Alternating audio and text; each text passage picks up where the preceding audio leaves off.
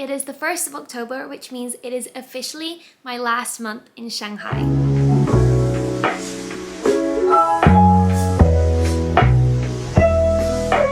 So yes, I am leaving China. I actually had my 5-year anniversary a couple of weeks ago, so it's crazy to have had that and then to have like my final date in just a few weeks, like at the same time. It's crazy to think back 5 years, like the person that arrived here compared to the person I am now is just so completely different, and I'm really happy and proud of the journey that I've had here, and I've just had the most amazing experiences, adventures, and incredible times here, which I'm so thankful for. But it is the time to close this chapter and move to the next one.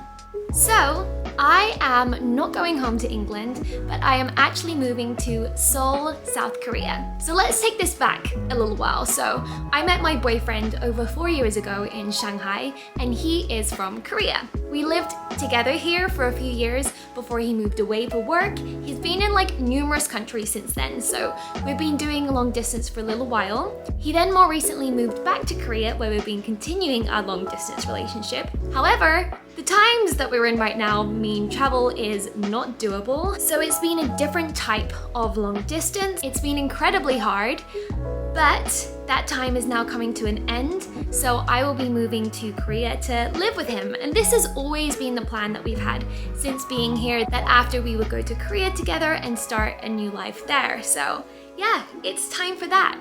My process for leaving here actually started a few months ago. I don't know if you saw in some other of my vlogs. I've been reorganizing my apartment and like redecorating, getting it ready to move out. So that was when I was like repainting all the walls.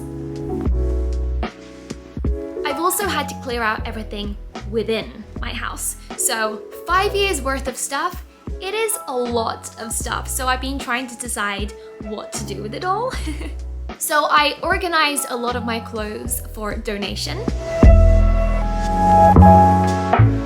I also live in the same building as my other cast, so I put a lot of my things out in the corridor for people to look at and to see if they want or not before then donating as well.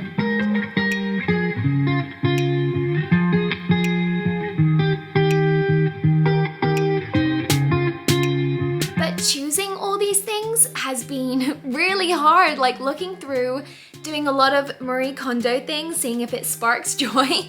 But it also brings back a lot of memories when you look at all these other things that you're just used to having around or that have kind of been hidden and then you're refinding again. So at work we put on our own performance of Six the Musical, and I was Anne Boleyn and I made these shoes. Like I stuck all these rhinestones on one by one. They're so beautiful, and it's like inspired by actually how they have it in the show. I don't want to get rid of them though, but there's obviously no way I can keep this. Maybe I'll have to organize one more night where I can wear these.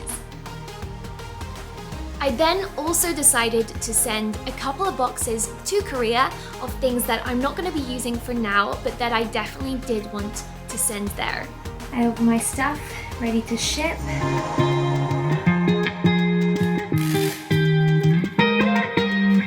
I do have my suitcases that I can take on the flight with me, but just to be safe, because again, it is a lot of stuff. I've also had to reorganize my apartment with things I'm using now, things that I want to use that I'm then gonna donate before leaving, and then things that I'm just saving to use in Korea or in quarantine or whatever that is. So very much trying to have it as organized as possible.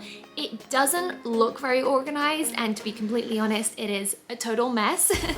But I kind of know where everything is, and I've been trying to designate certain places for all these different things. So another thing that has helped me part with some of these items is knowing that I can buy new things in Korea. So I know I can get new clothes, cosmetics, all these things that I know I'm gonna wanna buy there anyway. So that's helped a little bit with being able to part with some things, to know that I can go and buy some new things in Korea.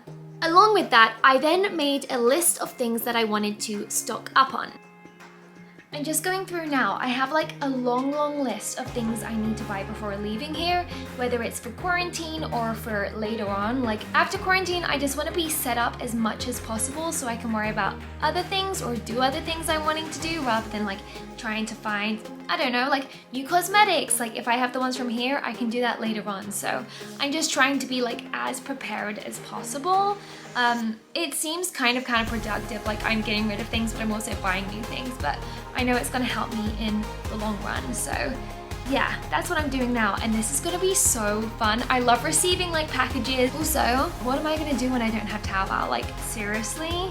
So again, this was because I know that I want to enjoy my time after quarantine, and just little things like taking visa pictures, like those things I just wanted to get done if I could here, so then it would just help my transition to be even smoother.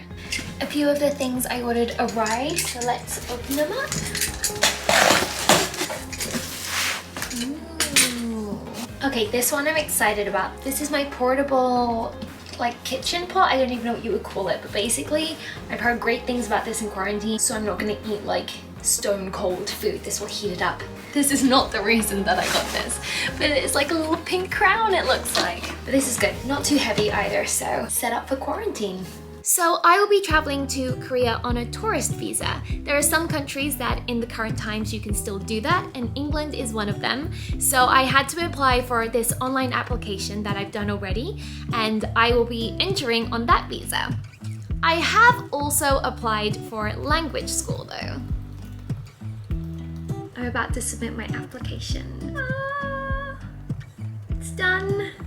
So the date to receive the application from school has not arrived yet, but I am hoping to study Korean when I get there and learn the language as soon as possible. So those things that I mentioned, I feel like are only scraping the surface of the amount of things I've had to do. One thing that I am super grateful for is my bullet journal that I made a couple of months ago. It has been so helpful with scheduling things, my to-do lists. There's so many things that I want to get done and also need to get done. So being able to schedule that in and see when it's in my planner has been a lifesaver and just something that I don't think I could have done this without. My schedule is constantly changing, my plans are changing, I'm trying to fit so much in just because I have so much limited time right now, so this just helps me keep on top of it, and I can't keep all this in my head, and I definitely don't want to forget anything. I just feel so organized with this and just feel like I've got it together, so this is a huge help to me right now. So I'm very much in this state of limbo right now, nothing is settled in this apartment and also not completely settled in Korea either. So I'm just very much in this state that I know I'm leaving here. The state of my place shows that, and even buying certain things, I'm thinking that I only have a few weeks to use them. So it's constantly in that state of mind. I'm really trying to keep present every day though, to enjoy the time that I have left here and to enjoy it with my friends here too, because I know these are really special moments that I'm gonna truly miss once I'm gone. It's like a really emotional time. I can't even explain all the emotions that I have because it's changing always and they're just all there. I'm really glad that I started this channel a few months ago because it means that I now have all these memories and these video diaries to look back at and to see all the memories, all the adventures, all the fun times that I've had during my last few months here, and to see it with the amazing friends that I've made here. It's such a short snippet and it doesn't show the 5 years that I've had here, but I'm still so glad because it does show a lot and it's so nice to look back at and it makes me super happy. So this is just episode 1 of the moving series. There's a lot more to come, a lot more to do, and it probably makes a little more sense now as to why I've mentioned Korea so much in previous videos. I've already learned so much about the culture and it is just a part of my life now, so I'm excited to move there and just to make it even more real and just more a part of my daily life. A British girl moving from China to Korea in a pandemic. It's not the easiest, so I will be taking you along with me to see how it goes, and this will also carry on through to Seoul and my life there, and I will continue to be making videos in my new chapter of my life. Please continue to keep following and supporting, and I'll see you in the next one. Bye!